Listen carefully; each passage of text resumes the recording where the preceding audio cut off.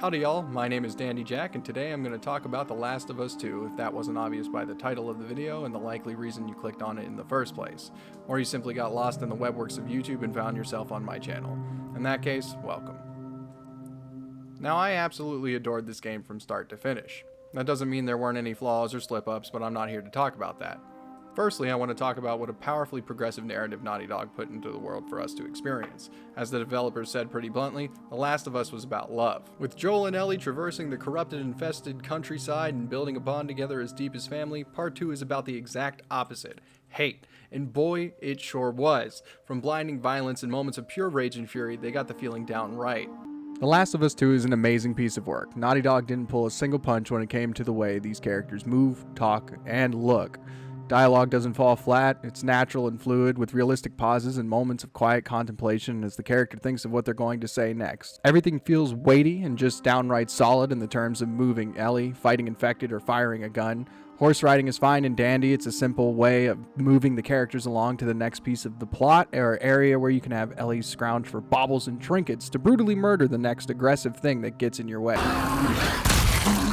So right at the beginning of the game, you see Joel. You even get to play as Joel, and are presented with this magnificent vista and all the lighting. The sweet, rich timbre of his voice, you can practically hear it throughout the entire game.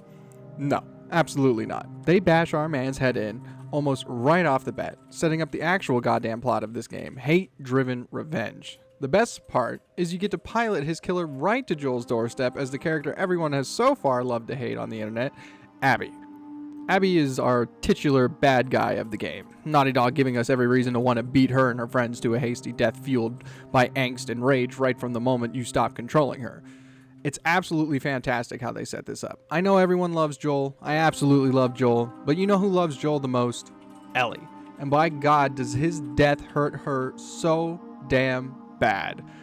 So this is where the momentum starts. This fuels Ellie to go all the way to Seattle, chasing after Abby and her gang of friends who used to be former Fireflies, along with her love interest, Dina. And that brings us to our first set piece, where you can roam about the different broken down buildings, finding upgrades and the whatnot as per usual in any adventure-style game based in the apocalypse. The exploration of these areas is tight and well-placed, visual storytelling is huge throughout the entirety of the game, and finding the scrawled notes of those who have passed away only heightens the sense of the game world overall. Fighting the infected is a powerful and frightening endeavor as well. Each encounter is set up just like that from the original game, hiding around corners and using your heightened senses to peek out enemies, but the weight and feeling added in this one makes every moment like this enjoyable. It's just damn fun to play when it comes right down to it. When stealth fails you and sneaking about is no longer an option, those adrenaline-filled moments of combat are incredible. Charging around a corner to escape the enemy, smashing the attacker, be it infected or human, into a wall, and feeling that inevitable thud, and seeing dust kick off from it as you land the final blow. It's all just incredibly well done.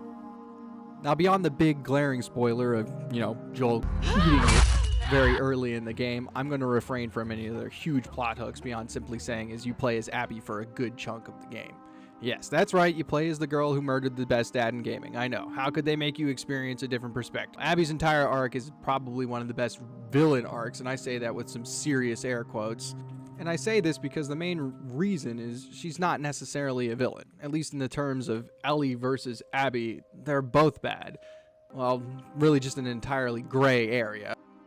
They have their reasons for what they didn't do, justified by their separate experiences as individuals. They both kill to justify this lust for revenge, but as Abby finds out through her experiences, it does nothing to assuage her pains, the guilt.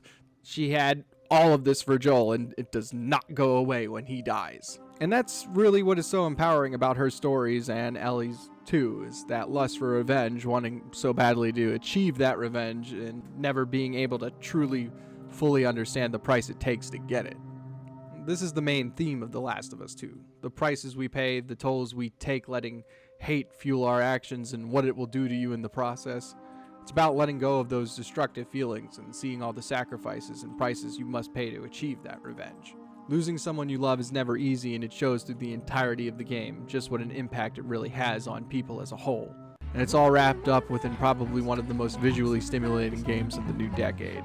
I mean, it's just absolutely gorgeous. So once again, from someone who found this to be such a refreshing take on the stories we see in adventure games, give The Last of Us 2 a chance. Thanks for watching.